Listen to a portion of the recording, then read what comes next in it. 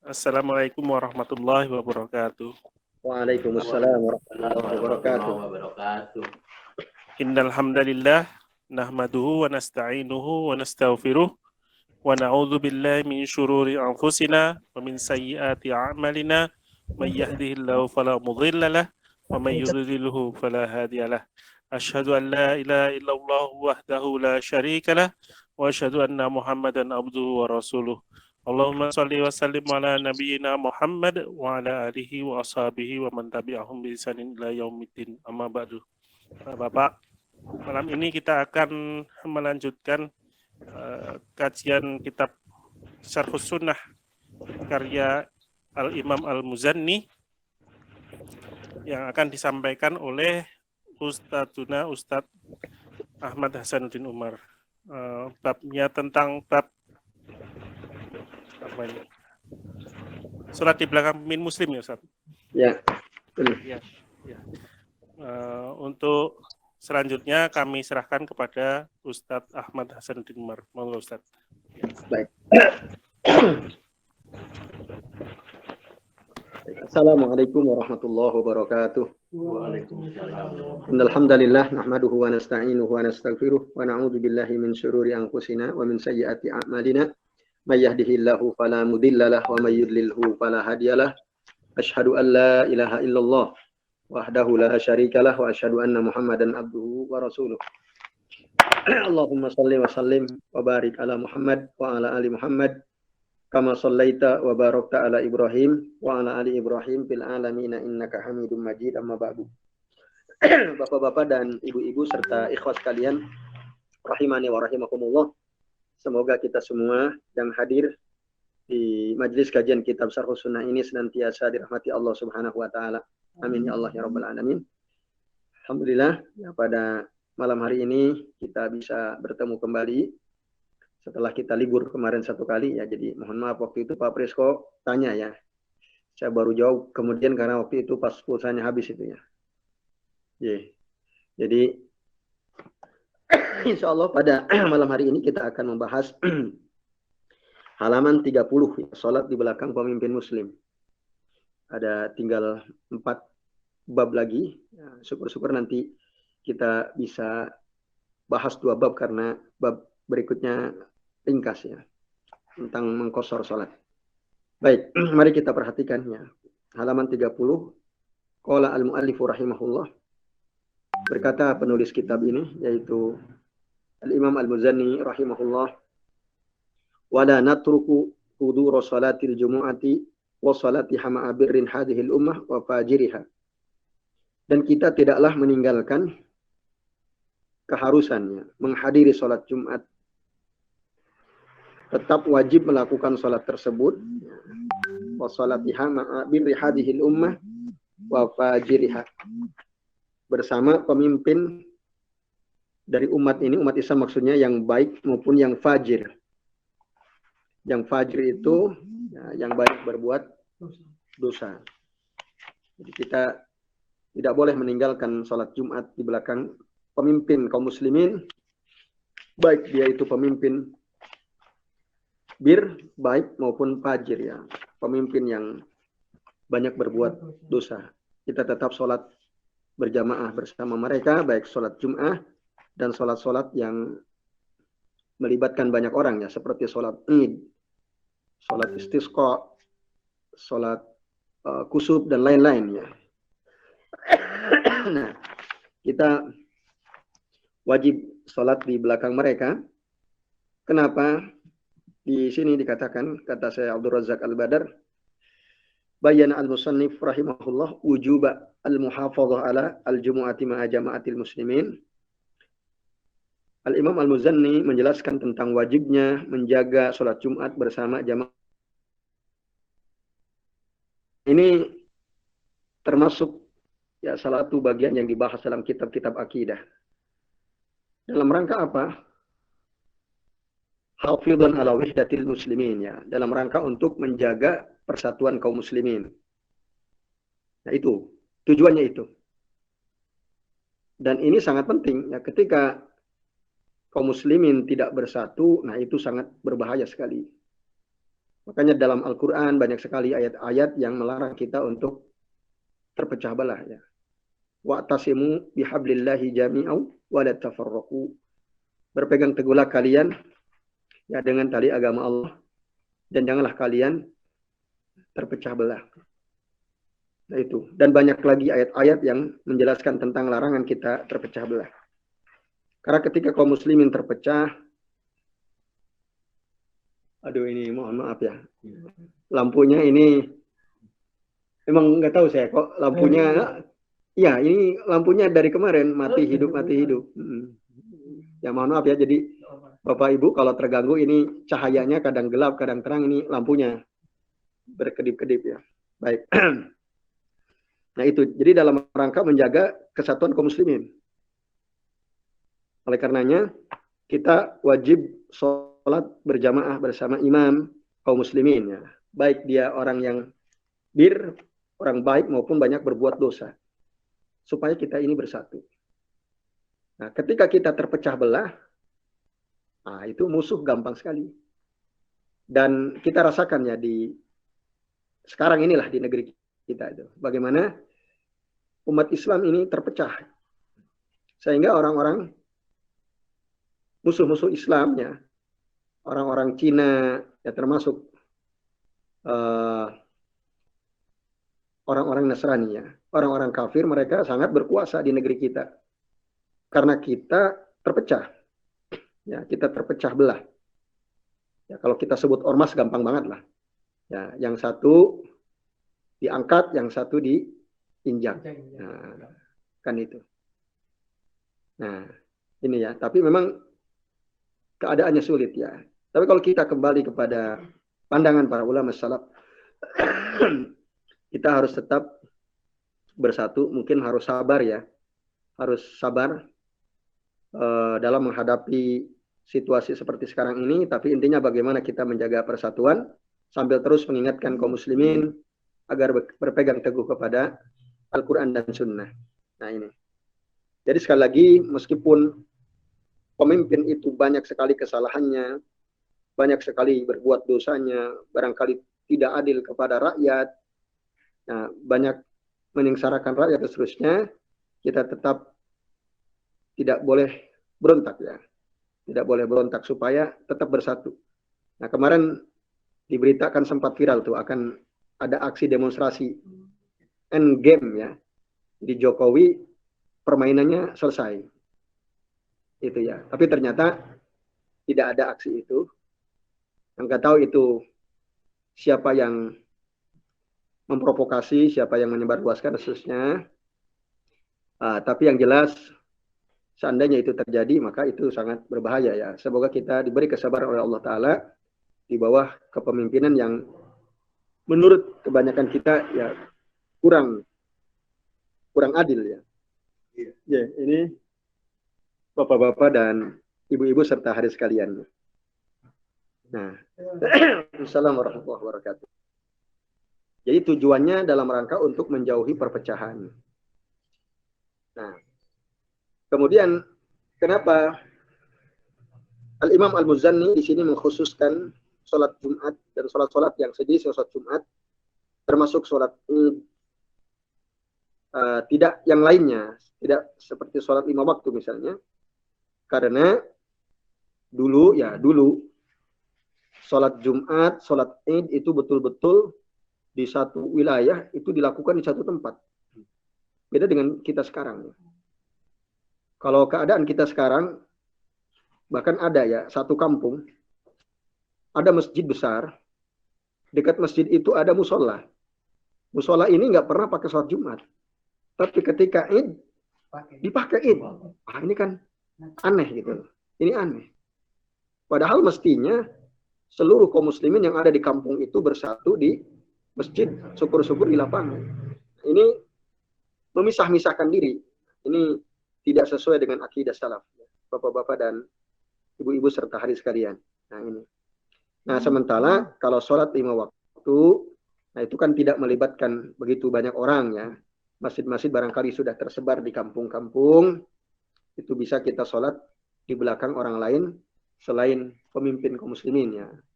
pemimpin kaum muslimin di sini maksudnya khalifah atau ya kalau zaman kita sekarang presiden ya, presiden. Cuma kondisi berubah. Di zaman kita sekarang presiden itu ya, kayaknya jarang jadi imam ya. Jarang jadi imam. Ya, bahkan mungkin mulai dari Pak Harto, Pak Karno, bahkan mungkin Habibie, Gus Dur sekalipun, nah, jarang dijadikan sebagai imam. Ya, ini. Padahal dulu seorang khalifah pemimpin itu menjadi imam bagi kaum muslimin. Nah, ini. Jadi kalau sekarang kayaknya nggak begitu masalah ya. Persoalan yang dulu terjadi sekarang nampaknya kecil kemungkinan terjadi ya. Oleh karenanya kita nggak begitu terlalu khawatir ya kalau kita sholat tidak di belakang imam pemimpin yang dimaksud presiden atau kepala negara. Kalau seandainya keadaan seperti dulu maka apa sih ini?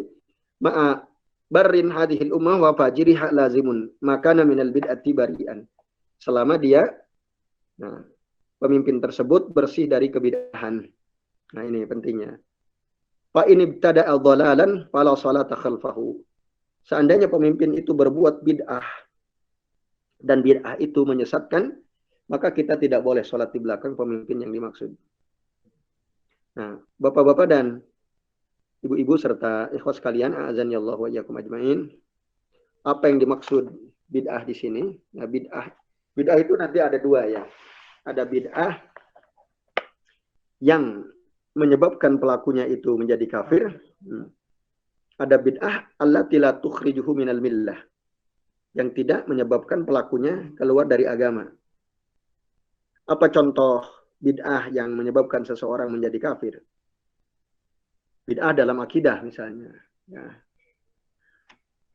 Atau bid'ah dalam ibadah misalnya. Dia berani merubah syariat. Sholat subuh dulu pernah ada disebutkan ya dalam kitab Seba Jamul. Dulu pernah ada orang ya mengimami sholat subuh 4 rakaat. Nah, 4 rakaat. Waktu kepemimpinan Utsman bin Affan radhiyallahu anhu. Jadi dia seorang gubernur di satu wilayah, khalifahnya Utsman bin Affan. Lalu dia ini ya, sholat subuh 4 rakaat. Nah, akhirnya wajalladahu Utsman bin Affan ala zalika. Namanya Al-Walid bin Uqbah bin Abi Mu'id. Al-Walid bin Uqbah bin Abi Mu'id. Kana yasrabul khamra. Dia minum khamar wa shalla marratan as-subha arba'an. Kadang-kadang dia sholat subuh 4 rakaat. Wajalladahu Utsman bin Affan. Ngaco ya, padahal dulu masih dekat lah dengan zaman Nabi. Iya. Nah. Gubernur ya, kan pemimpin. Nah, itu ya. Jadi kalau berbuat itu bid'ah jelas. Dia mengeluarkan dirinya dari Islam, maka kita nggak boleh sholat di belakang orang seperti itu. Tapi ada perbuatan bid'ah yang tidak menyebabkan dia menjadi kafir ya. Contohnya apa? Misalnya ya bid'ah ya kalau di kita lah bid'ah seperti ngadain tahlilan, ngadain maulid Nabi, ya perayaan maulid Nabi khususnya, dia bid'ah. Ya, tapi tidak menyebabkan pelakunya keluar dari Islam. Nah, ini bapak-bapak dan ibu-ibu serta hadirin sekalian ya. Jadi yang dimaksud kalau dia pelaku bid'ah yang sesat, maka kita tidak boleh sholat di belakangnya. Nah, tetapi kalau kebid'ahannya itu tidak mengeluarkan dirinya dari Islam, kita boleh bermakmum kepada orang tersebut ya. Kalau memang tidak ada kecuali ada imam lain ya, imam lain yang sesuai sunnah, tentu saja bermakmum kepada imam yang sesuai sunnah itu jauh lebih afdal. Nah, ini bapak-bapak dan ibu-ibu serta hadirin sekalian, azanillahu wa iyyakum ajmain. Nah, kemudian penjelasan berikutnya, wal jihadu ma'a mujairin wal hajj. Dan kita jihad dilakukan bersama mereka, para pemimpin, yang adil atau tidak adil. Demikian juga haji. Ya. Haji dulu yang ngatur adalah khalifah. Ya, sekarang pun pemerintah ya. Lewat bawahan-bawahannya tentu saja, perangkat-perangkat yang ada di sekitar pemerintah. Nah, pun demikian jihad ya, meskipun pemimpin katakanlah presiden kita ini adil atau tidak adil, ketika dia menyerukan jihad, maka kita harus jihad, ikut berperang ya, untuk membela keutuhan negara kaum muslimin atau negeri kaum muslimin. Nah ini bapak-bapak dan ibu-ibu serta sekalian. Nah maka dikatakan kenapa demikian? Wa kullu hadha hifadhan ala wihdatil muslimin wa kalimatihim. Nah ini semua dilakukan dalam rangka untuk menjaga kesatuan kaum muslimin, ya, kesatuan kalimat mereka, wa ib'adan li syaitan wal fitnah, dan untuk menjauhi godaan syaitan atau fitnah. Nah, maka kita harus berjihad bersama mereka. Cuma masalahnya di sini jelaskan, jihad itu ada dua macam. Ada jihad dalam rangka untuk membela diri, ada jihad dalam rangka untuk ekspansi. Nah, itu dibedakannya. Membela diri itu misalnya namanya disebut jihadu daf'in. Jihad untuk membela diri, misalnya ada musuh mau menyerang kita. Maka kemudian ketika pemimpin lawan, ya kita lawan. Atau jihad untuk memperluas ya kekuasaan kaum muslimin. Disebut namanya jihadut thalab ya. Jihadut thalab itu tadi untuk melakukan ekspansi, mendakwahi negara-negara yang ada di sekitar negeri kaum muslimin ya. Dulu kan waktu zaman Rasulullah, zaman Abu Bakar, zaman Umar ada jihad-jihad yang dilakukan dalam rangka ekspansi perluasan dakwah kaum muslimin ya. Nah, para ulama membedakan jika jihad itu dalam rangka melakukan ekspansi, itu mutlak syaratnya harus atas seizin pemimpin. Ya, atas seizin pemimpin. Baik dia orang adil maupun tidak adil. Nah, tapi kalau jihadu daf'in, jihad dalam rangka untuk melakukan pertahanan, pembelaan diri, para ulama melihat dulu situasinya. Jika tiba-tiba musuh menyerang, melewati daerah yang kita tinggali, maka dalam keadaan seperti itu tidak perlu menunggu izin, instruksi dari pemimpin. Karena jika tidak, kaum muslimin akan binasa. Nah, jadi lihat situasinya. Kecuali jika musuh memang sudah menguasai gitu ya. Sudah bertahun-tahun, dulu kayak Belanda, Jepang kan di Indonesia. Bertahun-tahun menguasai Indonesia. Nah, bagaimana cara mempertahankan diri? Ya tunggu instruksi. Karena pemimpin tentu lebih tahu ya kapan siap dan kapan belum siap. Nah, jadi lihat dibedakan. Nah, kalau sudah memang lama menguasai negeri kita, kita tunggu izin dari pemimpin. Karena beliau lebih tahu ya kapan kaum muslimin kita siap berperang, berjihad, membela. Tapi kalau kita negeri aman, tiba-tiba diserang oleh musuh, itu tanpa perlu menunggu izin dari imamnya. Tanpa perlu menunggu jadi izin dari imam. Nah ini bapak-bapak dan ibu-ibu serta hadirin sekalian, ya azanillahu wa iyyakum ajmain. Jadi saya kira ini ya di antara beberapa penjelasan penting. Nah kemudian kembali tadi kepada pembahasan tentang sholat jamaah, sholat Jumat, sholat Id, itu kita tidak boleh meninggalkan di belakang imam yang adil atau imam yang banyak berbuat dosa. Apalagi di belakang imam yang kita nggak tahu keadaannya seperti apa, apakah dia adil atau tidak adil. Nah, kita harus bermakmum kepadanya. Jika memang situasinya sholat Jumat atau Id itu di tempat yang luas ya, yang banyak menampung kaum muslimin. Nah ini Bapak Ibu dan hadirin sekalian, azanillahu wa iyyakum ajmain. Yaitu ya selama tadi tidak melakukan perbuatan bid'ah yang menyebabkan mereka kafir karenanya. Jadi saya kira itu. Nah ini maka dulu juga para sahabat, para ulama tabi'in ya, mereka tetap sholat di belakang tokoh-tokoh pemimpin yang fajir ya. Dulu ada tokoh namanya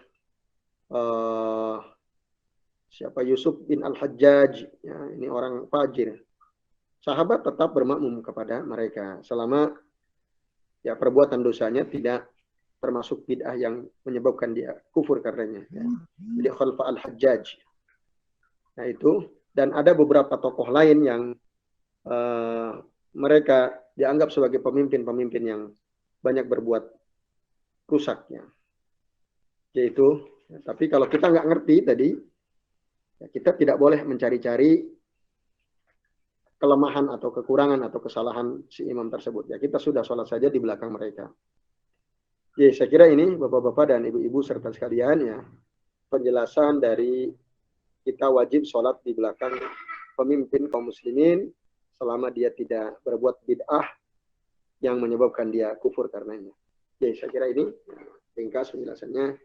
Kemudian yang kedua, wa iksarus shalah bil asfar. Mengqasar salat dalam safar. Wa takhyiru fihi bainas siyam wal iftar fil asfar. Dan pilihan bolehnya berpuasa atau berbuka ketika kita sedang safar. Insya'a shoma wa insya'a aftar. Kalau kita mau, silakan kita tetap puasa. Kalau kita mau, silakan kita berbuka. Nah ini apakah masalah akidah? Ini sholat, mengqasar sholat masalah akidah bukan?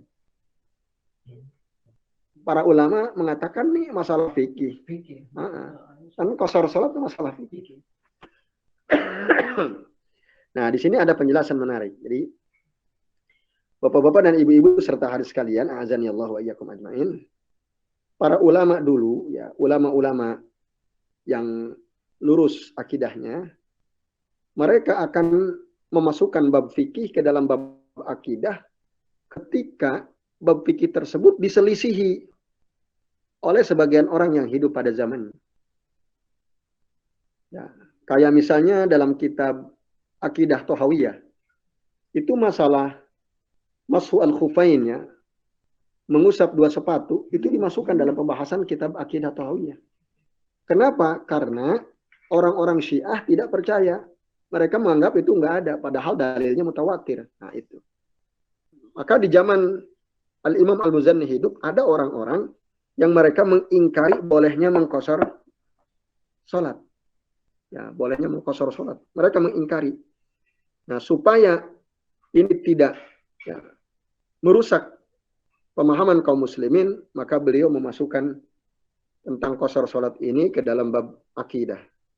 Untuk apa? Ingkaru bid'atihi, mengingkari bid'ahnya, wa bayanu anna hadzal amru sabitun anin nabiyyi sallallahu alaihi wasallam, dan untuk menjelaskan bahwa perkara ini adalah perkara yang memang ditetapkan dari Nabi sallallahu alaihi wasallam. Nah, ini bapak-bapak dan ibu-ibu serta sekalian. Maka itu ya sebabnya kenapa masalah qasar sholat ini dimasukkan dalam bab akidah. Nah, jadi bab akidah itu sebenarnya tidak terbatas ya, pada masalah-masalah ketuhanan ya, pada masalah-masalah apa? Ya perkara-perkara gaib ya. Termasuk masalah fikih pun akan masuk dalam bab akidah jika masalah fikih itu yang sudah disepakati ya, oleh para ulama tentang kesahihannya, tentang eksistensinya, lah kok ada orang berani mengingkari, nah itu nanti akan dimasukkan ke dalam bab akidah. Nah itu, jadi akidah itu luas ya. Jadi, nah, di sini intinya adalah bagaimana jangan sampai ada orang yang berani mengotak-atik Quran dan Sunnah. Nah, itu.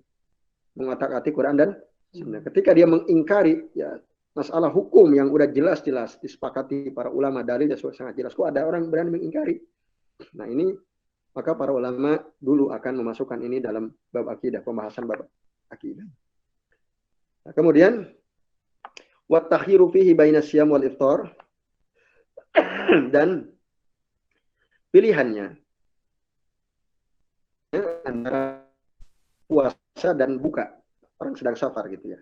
Insya'a shoma wa insya'a aftar. Jadi seorang musafir itu dia boleh puasa, boleh tidak. Ya kalau kita ditanya mana lebih baik ketika kita sedang safar ke Jakarta, ke Surabaya, misalnya dari Jogja, apakah kita ambil rukhsah atau kita Ya, kita ambil rukhsah untuk berbuka, tidak puasa Ramadan, atau kita tetap puasa saja. Karena ke Jakarta saya naik pesawat 1 jam dan nggak capek. Naik kereta juga nggak terasa lelah, puasa aja deh. Nah, ini gimana? Nah, Al-Imam Al-Muzanni dalam bab ini, beliau ingin menjelaskan, itu boleh semua dilakukan.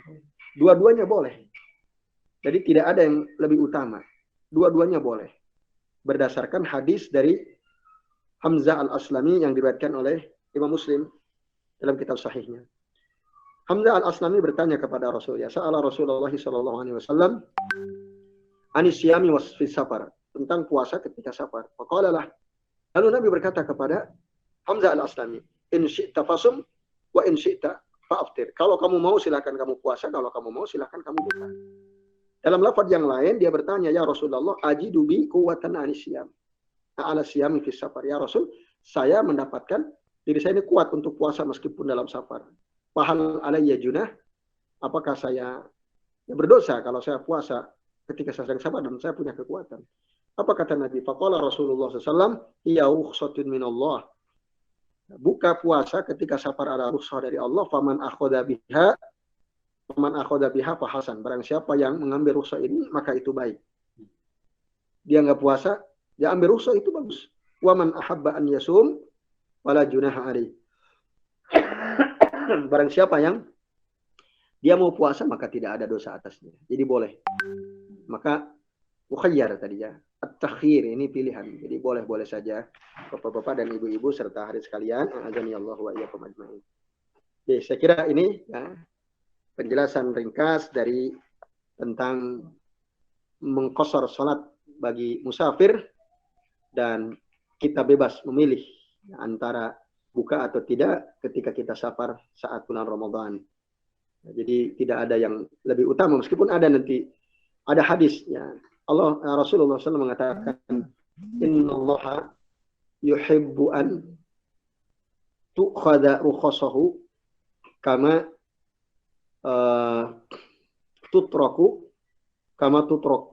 tutraku ma'asihi.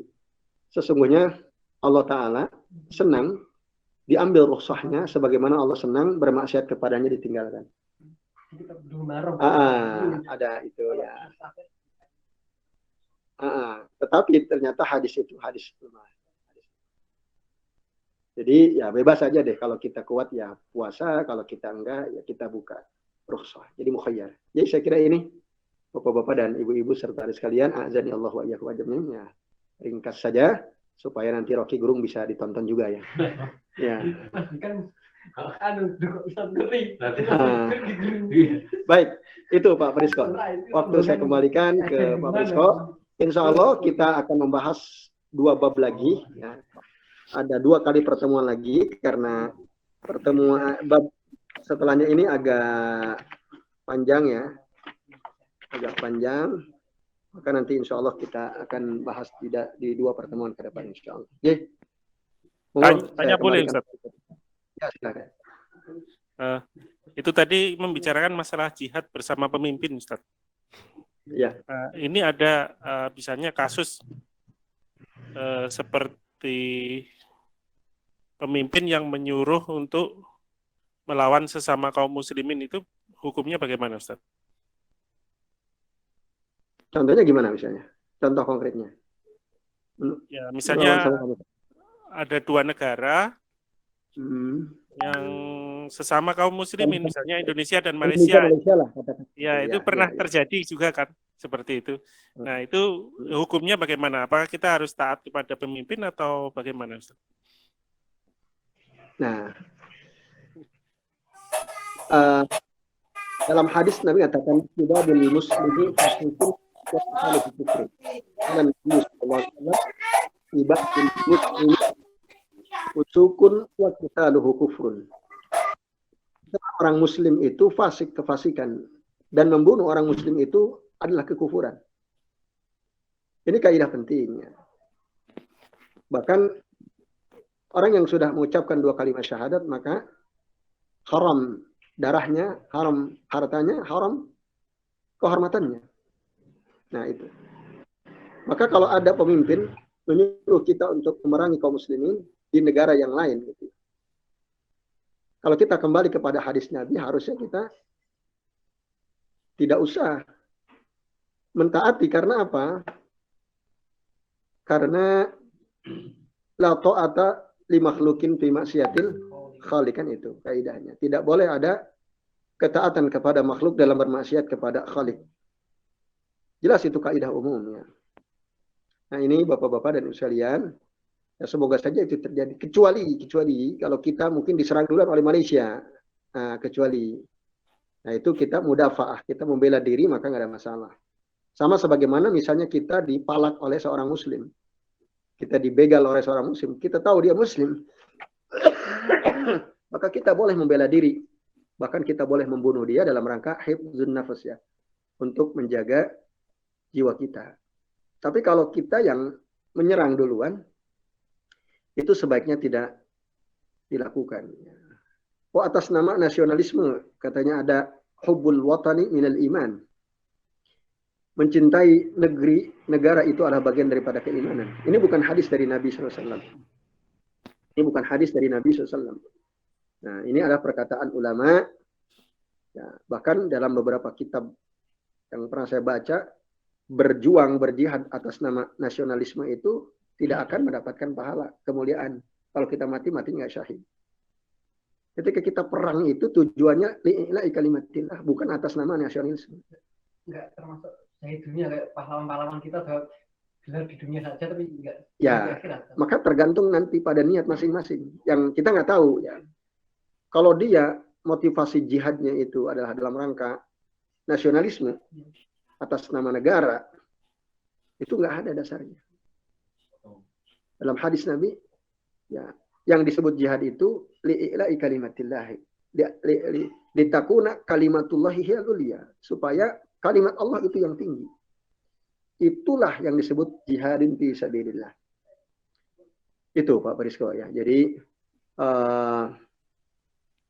nasionalisme itu, kalau kita berjuang berjihad atas nama nasionalisme, itu tidak akan mendapatkan derajat syahadah, ya, syahidan. Rasakan hadis-hadis yang ya, banyak disampaikan oleh Nabi terkait dengan masalah jihad ini. Jadi kita rinci, jika kita akan melakukan penyerangan diinstruksikan oleh pemimpin kita dan yang diserang adalah negara kaum muslimin, ya, seperti Indonesia mau menyerang Malaysia, itu harusnya kita tidak perlu terlibat, ya. Sama sebagaimana dulu kan ada peperangan yang terjadi antara Ali dengan Aisyah radhiyallahu anha dengan Muawiyah bin Abi Sufyan. Kan di antara para sahabat yang pemahaman agamanya kokoh, kuat, mereka tidak terlibat. Karena sesama kaum muslimin. Walaupun sebagian terlibat. Nah, yang nggak terlibat itu ditanya, kenapa sesama kaum muslimin? Ya, itu Pak Barisko. Ya, tadi jadi kita kalau dalam rangka memerangi negara kaum muslimin, berdasarkan hadis-hadis yang tadi sudah saya sampaikan, sebaiknya kita tidak mentaatinya. Wallahu taala alam bishawab. Ya, Ustaz. Terima kasih, Ustaz. Ya, masih ada yang lain? Monggo. Cukup? Oke, baik. Saya kira cukup dulu ya. Iya, Ustaz. Nanti biar burungnya nggak ketinggalan, ya. Ya, kita dulu sampai di sini. Nanti insya Allah kita ketemu lagi pekan yang akan datang. Semoga bermanfaat, ya.